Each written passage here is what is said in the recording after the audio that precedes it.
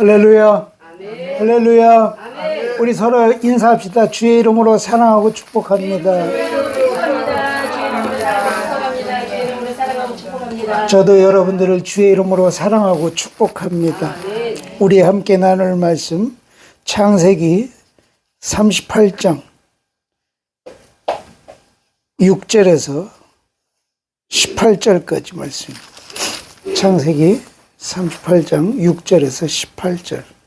좀 길어서 한 절씩 교독하겠습니다. 제가 먼저 읽겠습니다. 유다가 장자 엘을 위하여 아내를 취하니 그 이름은 다말이더라. 유다의 장자 엘이 여호와 목전에 악함으로 여호와께서 그를 죽이시니라. 유다가 오난에게 이르되 내 형수에게로 들어가서 남편의 아우의 본분을 행하여 내 형을 위하여 씨가 있게 하라.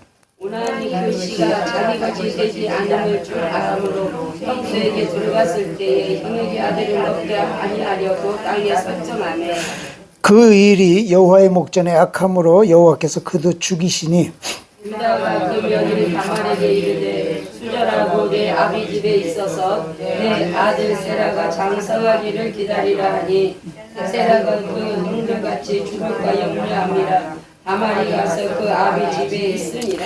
얼마 후에 유다의 아내 수아의 딸이 죽은지라 유다가 위로를 받은 후에 그 친구 아둘람 사람 히라와 함께 딥나로 올라가서 자기 양털 깎는 자에게 이르렀더니 이 다말에게 고하되 내 시부가 자기 양털을 깎으려고 딥나에 올라왔다는지라.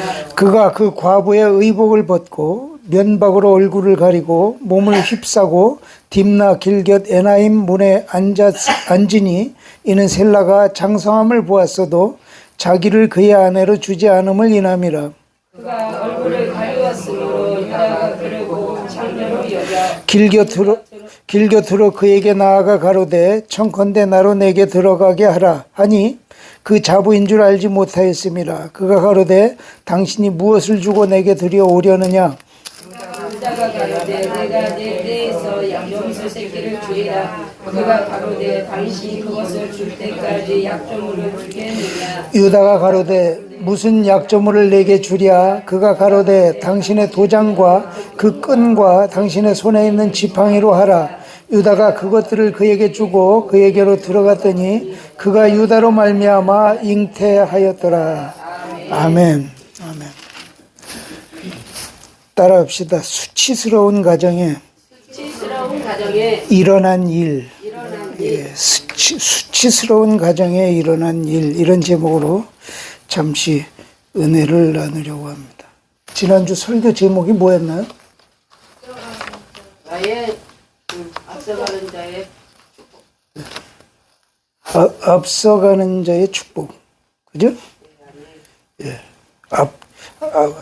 앞장선 자의 축복이었습니다. 앞장선 자의 축복. 유다 이야기를 나눴습니다.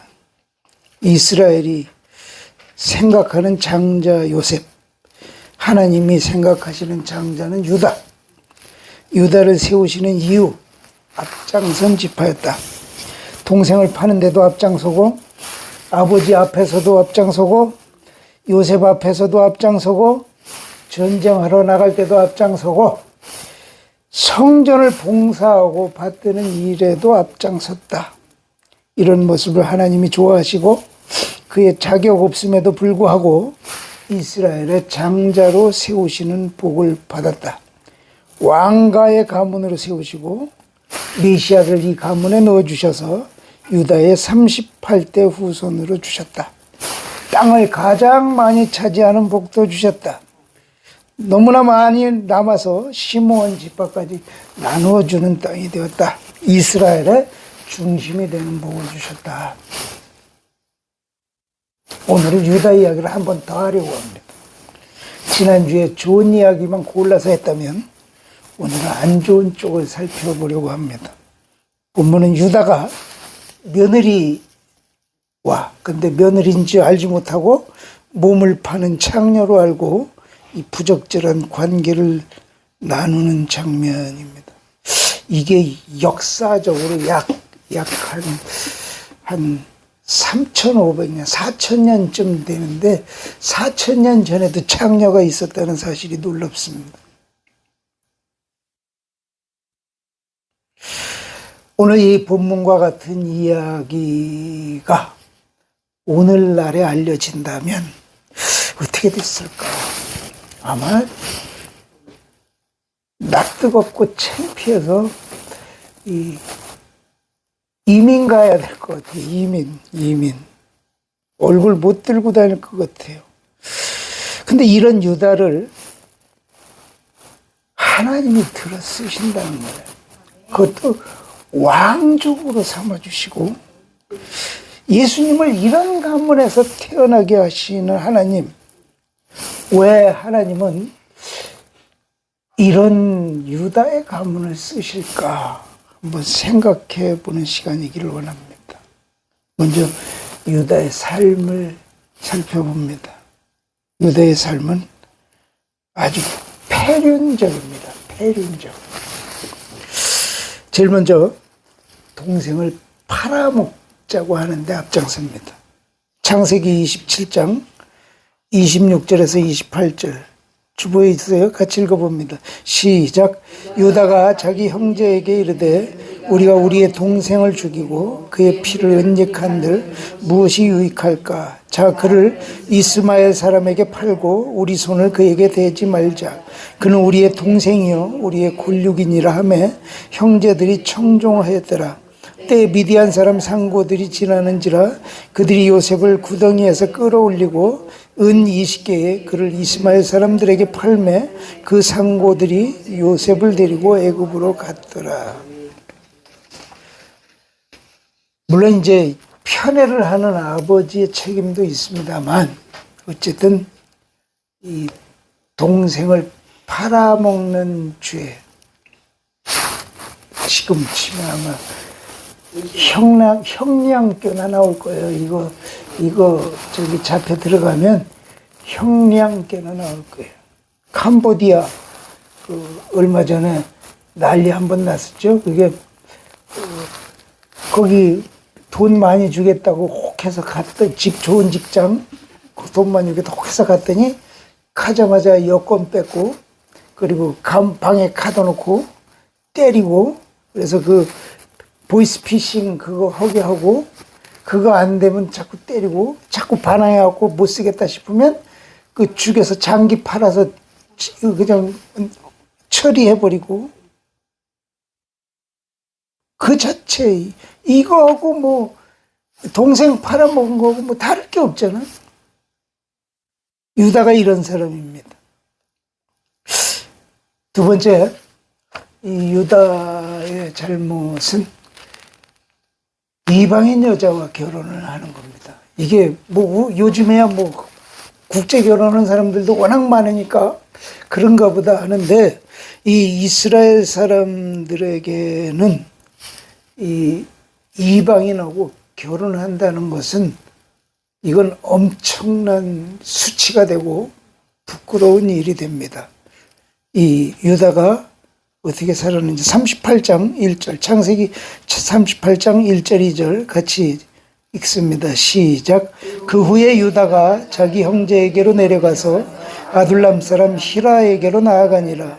유다가 거기서 가나안 사람 수아라는 자의 딸을 보고 그를 취하여 동침하니. 우리가 이제 구분해야 할 게 있는데 가나안 땅과 가나안 사람을 구분해야 됩니다. 가나안 땅은 하나님이 이 이스라엘에게 주신 땅입니다. 이 가나안 땅이 그 경계가 어떻게 되냐면 지금의 이스라엘, 요르단, 시리아, 레바논, 이라크 땅 일부까지 포함된 이 땅이 다 가나안 땅입니다. 이 땅을 하나님은 그 이스라엘 땅에게 이스라엘 민족에게 주시겠다고 말씀하셨습니다.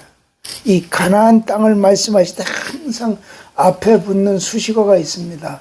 젖과 꿀이 흐르는 그 가나안 제거가 있었어요. IMF 전에 그 젖과 꿀이 흐르는 가나안 제과. 안타깝게도 그 IMF 때 다 망했습니다. 근데 이 가나안 족속은 이제 그 가나안 땅에서 살고 있는 이방 족속들이에요. 이 이방 족속들에 대해서 하나님은 그들에게 항상 말씀하실 때 불쌍히 여기지도 말고 이 서로 거래도 하지 말고 결혼도 하지 말고 그들을 보면 죽여라 그랬어요. 죽여라. 왜 그랬을까? 왜 죽이라고 그랬을까? 하나님도 인권이 있으신데 왜 죽이라고 하셨을까?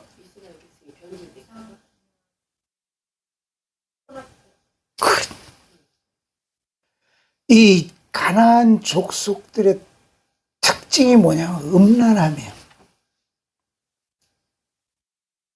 그리고 이 농사를 질 때도 음란한 제사를 드리고 농사를 시작하고 비가 안 와도 음란한 제사를 드리고 이게 아주 그 여자가 빠지지 않는 삶을 살아요.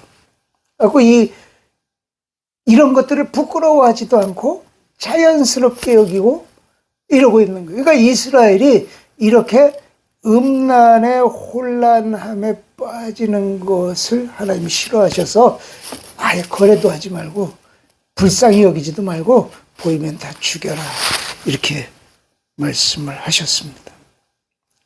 그래서 이 신학적으로 가나안 족속과의 그 혼란함 또 그 섞이는 것을 원치 않으셔서 분리를 시키려고 이런 말씀을 하십니다.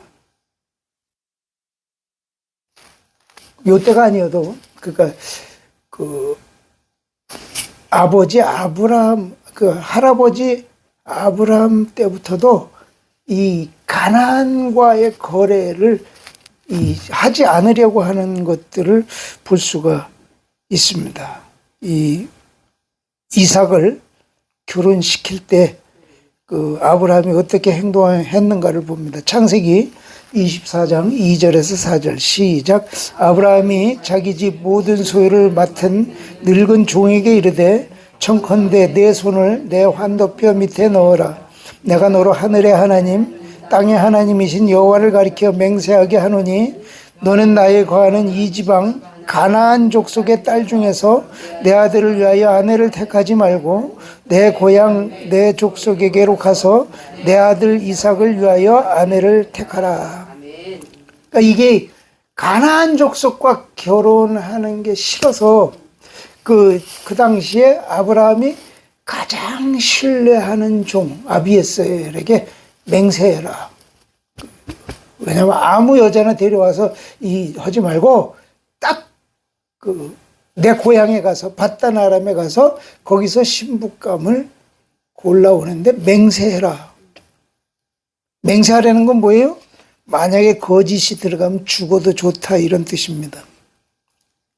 그렇게 해서 리브가를 데리고 옵니다. 가나안 족속과 결혼하는 게 이렇게 싫었어요. 이때로부터. 이런 환경에서 성장한 이삭이 아들 에서가 이제 성장해서 결혼할 때 40살에 결혼을 합니다. 그러자 보이는 반응을 살펴봅니다. 창세기 26장 34절 35절 시작. 에서가 40세에 헷 족속 부에리의 딸 유딧과 헷 족속 엘론의 딸 바스맛을 아내로 취하였더니 그들이 이삭과 리브가의 마음에 근심이 되었더라. 헷 족속 가나안 족속입니다. 이 이삭이 워낙에 조용한 성품이라서 말을 잘 안 할 뿐입니다. 그런데 마음에 근심이 됐다. 리브가도 이런 반응을 보입니다. 창세기 27장 46절 시작. 리브가가 이삭에게 이르되 내가 햇사람의 딸들을 인하여 나의 생명을 싫어하거늘 야곱이 만일 이 딸의 딸들 곧 그들과 같은 햇사람의 딸들 중에서 아내를 취하면 나의 생명이 내게 무슨 재미가 있어. 그러니까 아들 에서가 이 가나안 족속의 딸하고 결혼한 게 죽고 싶을 만큼 싫다. 사는 재미가 없다.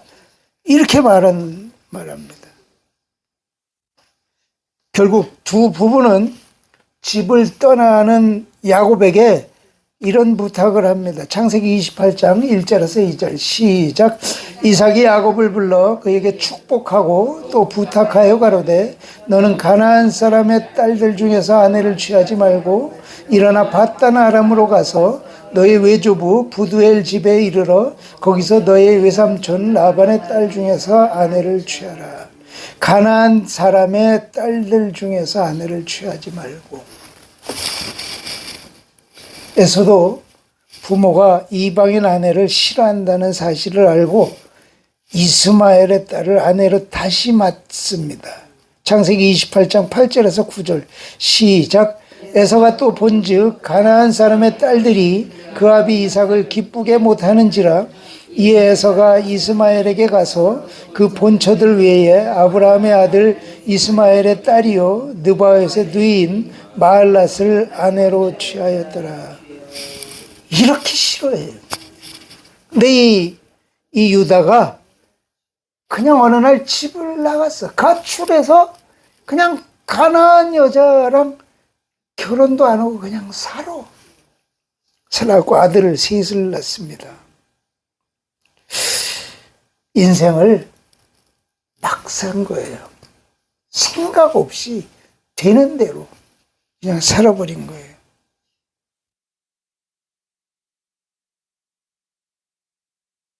앞거는 며느리와의 스캔들 사건입니다. 오늘 본문입니다. 본문 38장 14절에서 18절 시작. 그가 그 과부의 의복을 벗고 면박으로 얼굴을 가리고. 오늘 창세기 38장 14절에서 18절 시작. 그가 그 과부의 의복을 벗고 면박으로 얼굴을 가리고 몸을 휩싸고 딥나 길곁 에나임 문에 앉으니 이는 셀라가 장상함을 보았어도 자기를 그의 아내로 주지 않음을 인함이라. 그가 얼굴을 가리웠으므로 유다가 그를 보고 창녀로 여겨 길곁으로 그에게 나아가로되 청컨대 나로 내게 들어가게 하라 하니 그 자부인 줄 알지 못하였음이라. 여기까지만.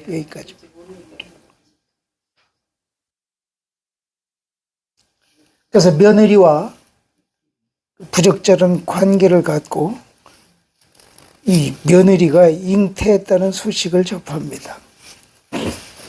그러자 이 사람들이 이야기합니다. 당신 며느리 봤어? 왜? 배불러. 누구 새끼야? 이 유다가 어떻게 합니까? 돌로 쳐서 죽이라고 그럽니다. 그때 이제 그 끌려서 죽으러 가는 그 며느리 다말이 그 유다가 약조물로 줬던 그 도장, 지팡이, 끈. 도장은 뭐예요? 인감이에요, 인감. 끈은 뭐예요? 지파를 상징하는 거예요. 그러니까 이스라엘은 지파마다 무늬가 다르고 끈 매듭 짓는 게 다릅니다. 그래서 그 매듭만 보면 이게 어느 지파인 줄 알아요. 지팡이는 이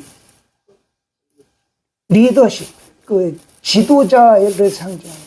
이게 누구 겁니까? 네가 옳다. 내가 잘못했다. 이 아들 둘, 엘, 오난, 셀라 셋이 있었는데 엘이 결혼을 했어, 다말하고. 근데 이 여호와 보시기에 악한지라 죽였고, 그러니까 하나님 보시기에 죽었어.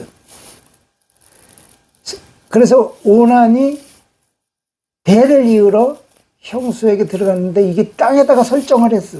그래서 그거 보니까 하나님이 거기도 죽였어. 셋째를 이제 줘야 되는데 셋째도 죽을 것 같아. 그래서 좀 기다려봐. 근데 커도 안 주는 거예요. 그래서 이 커도 안 주는 바람에 이 며느리 다말이 창녀로 위장을 하고 씨를 잇기 위해서 합니다. 왜 이렇게 씨를 이렇게 중요시 여길까? 왜 이렇게 아들을 중요시 여길까? 네? 다 아들 낳은 사람들이 다 있어서 뭐 아들이 뭐 그렇게 귀하다고 느껴지지는 않네요. 그죠? 이스라엘은 모든 여자들 마음속에 어떤 생각을 가지고 사냐? 내 태에서 난 아들이 메시아일 수도 있다, 이런 생각으로 삽니다. 지금도 마찬가지예요. 지금도. 왜? 이스라엘 백성들은 아직 메시아가 왔다고 믿지 않습니다. 오실 거라고 믿습니다. 그래서 이스라엘 여자들은 피임을 안 합니다. 주시는 대로 다 놨습니다. 우리도 그래야 돼요. 우리도. 지금 인구 절벽이 와갖고 이거 큰일 났어. 근데 아들을 못 낳는다? 이거보다 더한 수치가 없는 거예요. 그러니까 이 다말의 입장이 그런 부분에서 이해를 해야 돼요. 그런 부분에서. 그래갖고 이 며느리하고 관계를 통해서 난 아들, 그 쌍태가 않습니다. 베레스와 셀라. 그래갖고 이 유다 가문이 대를 하나 건너뛰고, 그래서 대로 있습니다. 그게 베레스. 그러니까 손자가 아들이 된 거예요. 손자가.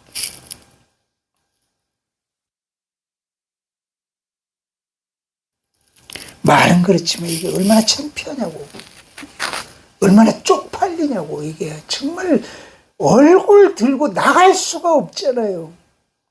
이런 유다를 하나님이 쓰시는 이유가 뭘까? 하나님은 이렇게 낯부끄러운 행동을 하고 사는 사람도 쓰신다는 이야기입니다. 그래서 내가 자질 없어도, 능력을 없어도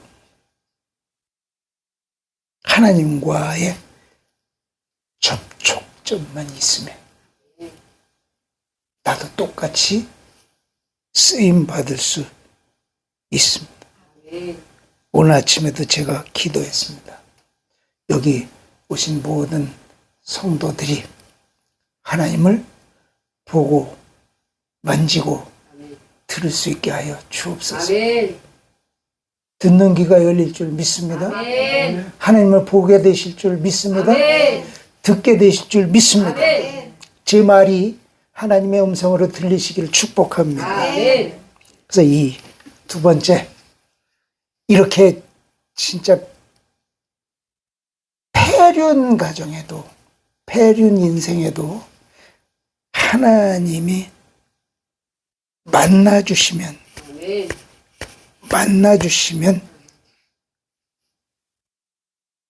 하나님의 일꾼으로 쓰임받습니다.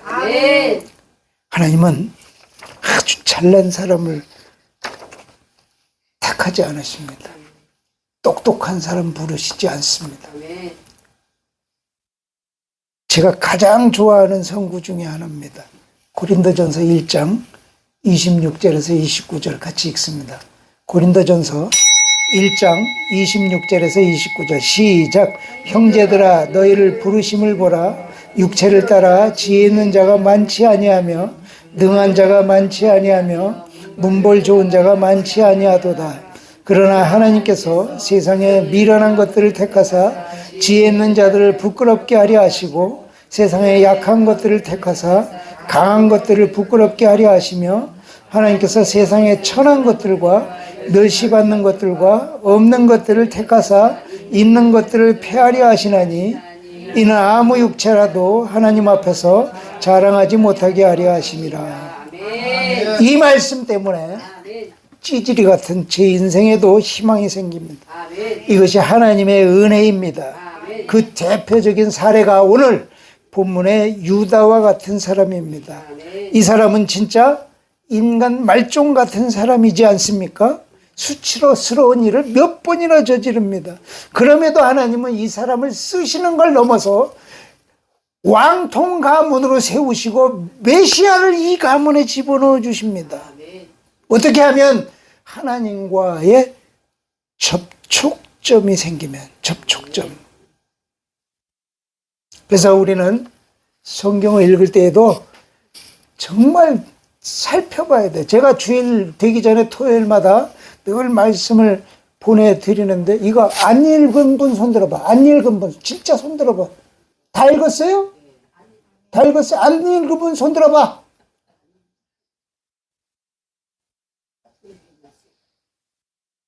이걸 보고 생각하려는 거예요. 생각.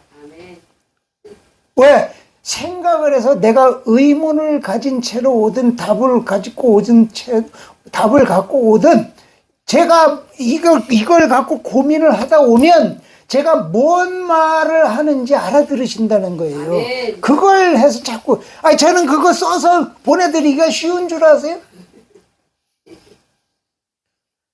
우리 옆에 분에게 인사합시다. 다음 주에는 꼭 읽고 올 줄 믿습니다. 이 성경을 그렇게 해서 제가 보내드려서 읽을 때 배열 하나까지 다 봐야 돼요. 배열까지. 왜 오늘 유다의 이야기가 이 요셉 이야기 가운데 껴놨을까? 37장부터 마지막 장까지가 사실은 요셉 이야기예요. 요셉 이야기. 근데 그 중에 몇 군데를, 세 군데를 이 유다 이야기를 끼워 넣습니다. 왜 끼워 넣을까요? 왜 끼워 넣을까요? 광고하는 거야. 유다 광고. 드라마 재밌을 때 어떻게 해요? 광고가 수십 개가 달립니다. 그죠? 시청률이 한 30% 되면 광고 들어갈 데가 없을 만큼 많이 가서 붙습니다. 세상에서 광고비가 가장 비싼 광고가 어디냐? 매년 2월쯤 되면 그 슈퍼볼이라는 경기를 합니다. 슈퍼볼. 그 미국의 미식 축구가 그 결승전을 해요. 그때 광고비가 가장 비싸요. 가장.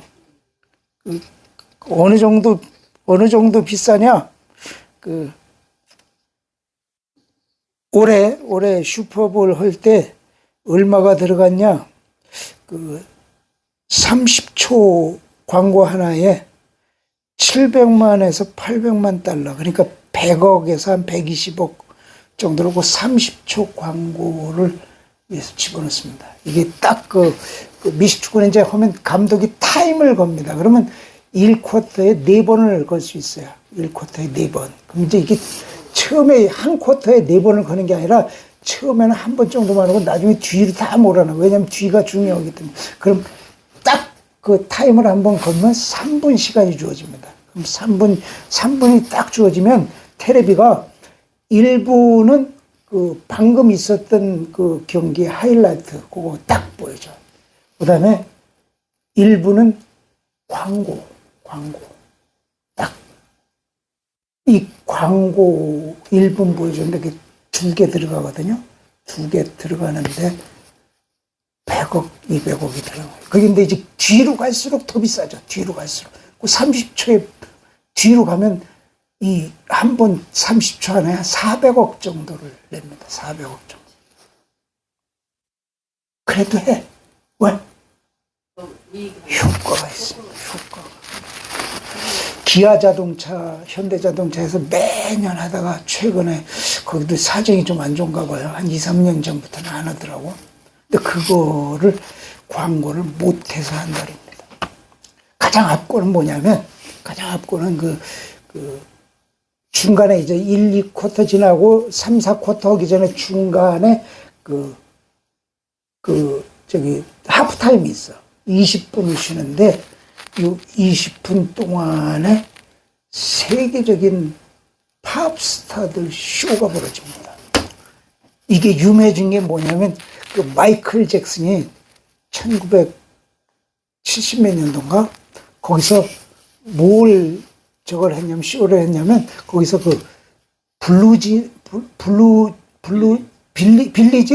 빌리진이라는 노래를 했어요. 거꾸로 이렇게 가는, 이거 있잖아, 이거.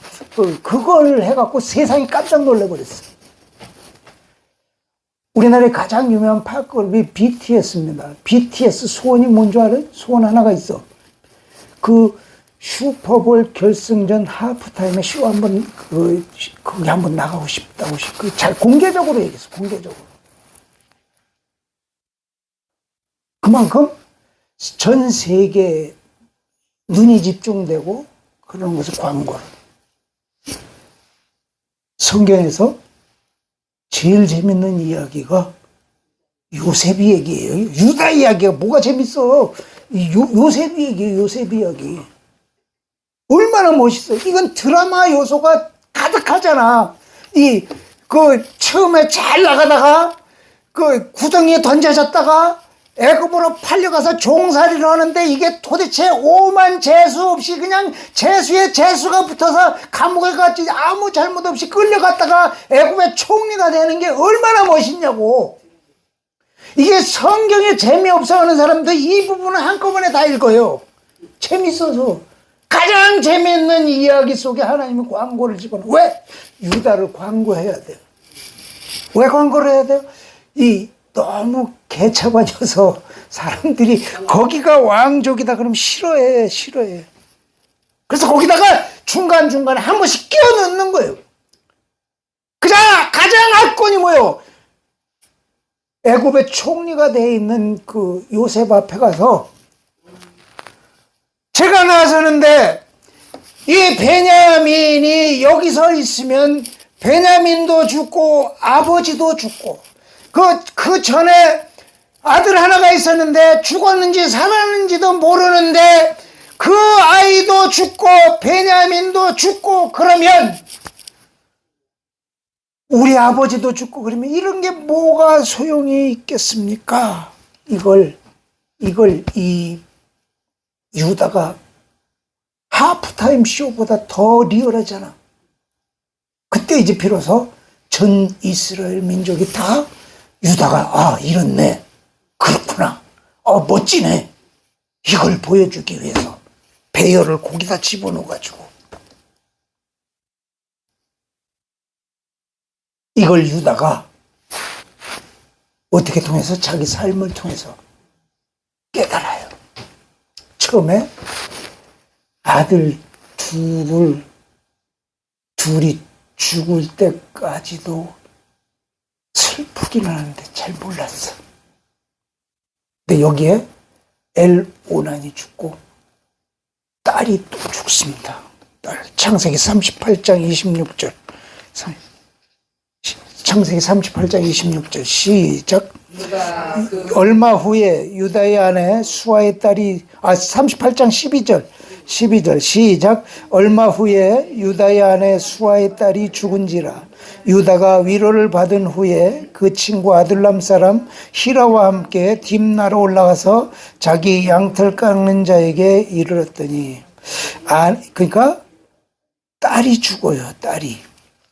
근데 이 아들이 죽었을 때는 괜찮았는데 딸이 죽었을 때 위로를 받은 후에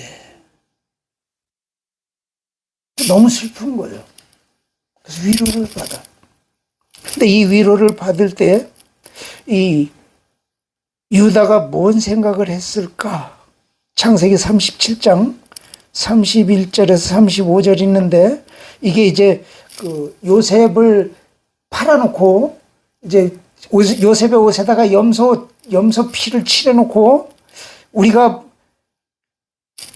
요셉은 못 봤는데 이 옷이 아무래도 요셉 것 같은데요. 이거 보세요. 그랬더니 아버지가 막 울어요. 그때 34절 35절만 읽습니다. 시작.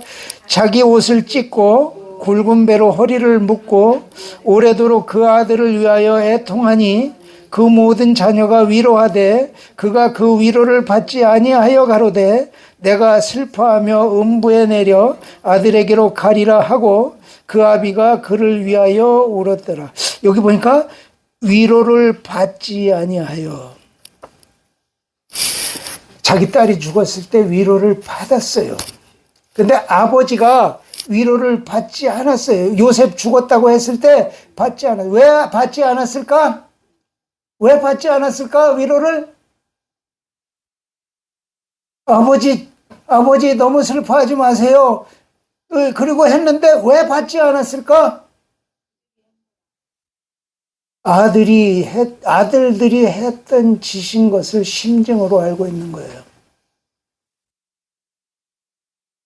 근데 물증이 없어. 그래서 슬퍼서 죽겠는데 위로를 안 받아. 속으로 너희 놈들 짓이지. 이 사실을 유다가 딸이 죽으면서, 그러니까 성경은 그냥 요셉이 팔려갔을 땐 위로를 받지 않았다. 유다의 딸이 죽었을 땐 위로를 받았다. 이렇게만 놓고 그냥 끝내.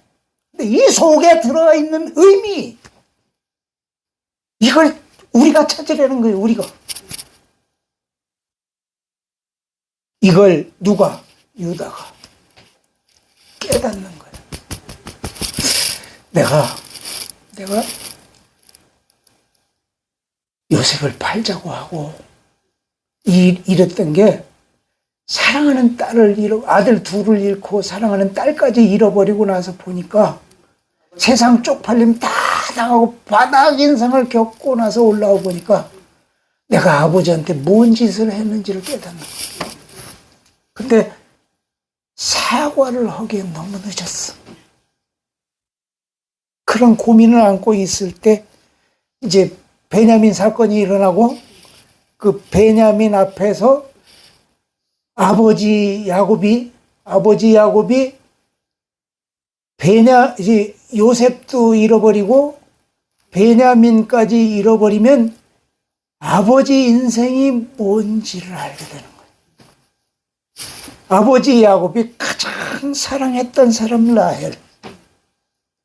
그 사랑하는 라헬이 제일 먼저 죽잖아요. 제일 먼저 베냐민을 낳다가 죽어요. 베냐민을 낳다가 죽고 나서 그 아버지의 삶 속에서 라헬이 어떤 의미인지를 알았는데, 이 라헬의 자태를 가장 많이 닮았던 요셉을 총애했던 이유, 그리고 그 요셉을 잃어버렸을 때의 슬픔, 그리고 베냐민까지 잃어버렸을 때의 절망을 이해하는 유다가 아버지 앞에서 그럽니다. 아버지, 제가 베냐민을 놓치면 그 생명을 저에게서 물으시소. 내가 그러니까 이 아이 생명을 내가 담보하겠습니다. 만약에 이 아이가 죽을 상황이 되면 내가 대신 죽겠습니다.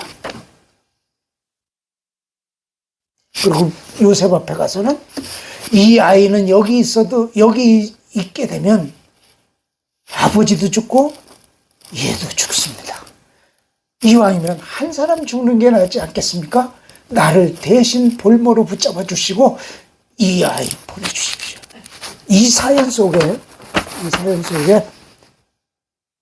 하나님이 감동하시고 아버지가 감동하고 요셉이 감동하고 나머지 형제들이 다 그 전까지는 그냥 뿔뿔이 흩어진 모래알들 같은 존재들이 다 하나가 되고, 이런 것을 하나님이 보시고 이 사람은 써야 돼. 그렇게 해서 쓰신 이유, 이런 접촉점이 우리에게도 필요합니다. 그러기 위해서는 어떻게 해야 될까? 세 번째로 자기 노출이 필요합니다. 자기 노출. 이게 잘 안 되니까 하나님이 아예 유다의 치부를 강제적으로 노출을 시킵니다. 강제적으로. 세상 다 드러나게 하시고, 신문에 다 대서특필하게 하시고, 방송에 나오게 하셔서 부끄러움의 대명사가 되게 만드신 다음에 그 바닥에 앉아서 내 인생이 왜 이렇게 됐을까? 왜 이렇게 아들 둘이나 죽고 딸이나 죽고 왜 이렇게 외로울까?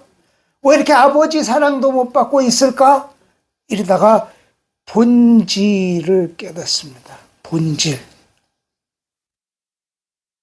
이 자기 노출을 한 유다처럼 자기 노출을 한 사람이 바로 예수님이십니다. 아멘. 예수님은 십자가에 달리실 때, 십자가 상에다 보면 이렇게 천 같은 거라도 가려놓고 이렇게 했습니다. 사실은 홀딱 벗으셨어요. 어떻게 알아요?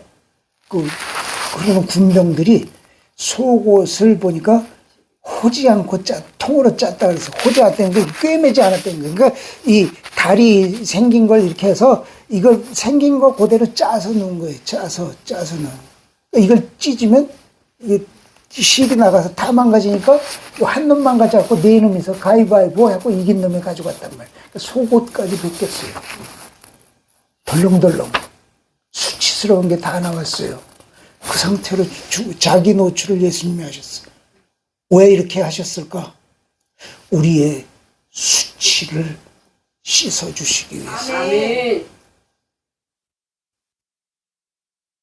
이 자기 노출의 용기가 나에게도 필요합니다. 아멘. 적어도 하나님 앞에서, 내 가족 앞에서,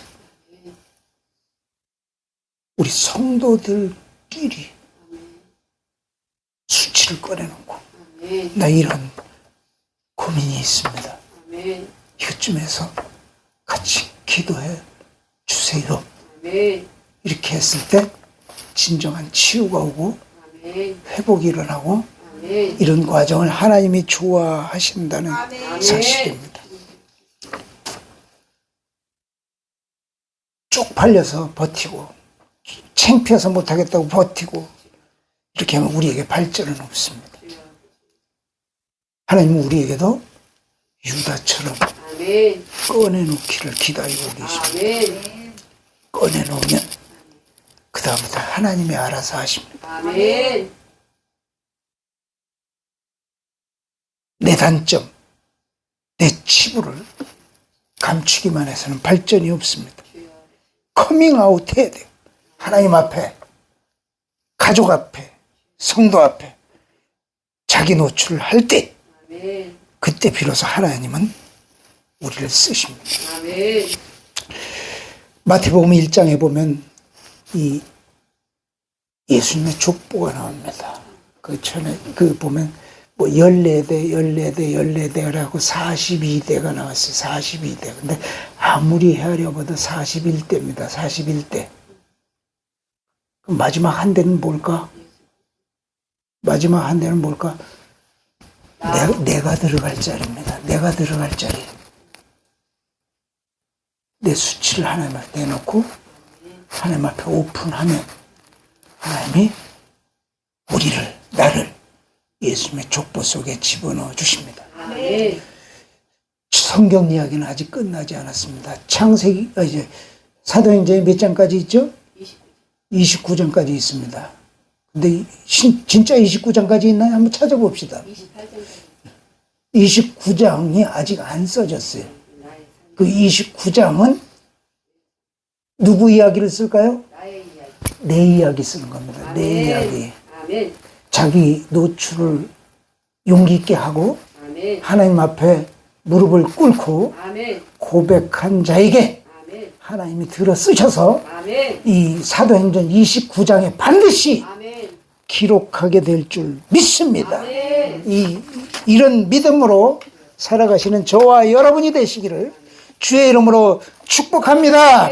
말씀 생각하시면서 그리고 이 성찬을 준비하는 마음으로 우리 통성으로 기도합니다. 주님 은혜를 감사합니다.